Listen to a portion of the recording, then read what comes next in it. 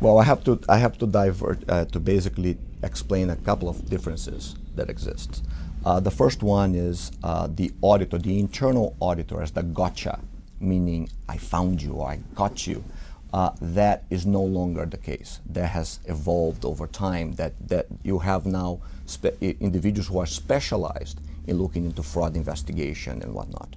So I do not, as part of my mandate, look necessarily into that area. What I look into is internal controls, governance practices, and risk management in the organization. In the past, issues were very linear. You have an accounts payable issue that goes into a payment, and auditors are very linear in looking at a certain problem. Nowadays, there are so many different variables that the auditor now has to connect dots that might seem unrelated, but they help to tell the story. So auditors are more than just analysts.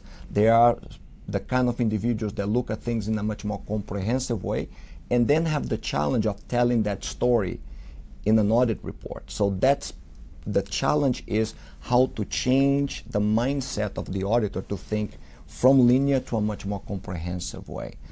And because of that complexity, you also have the complexity that I was talking to you about.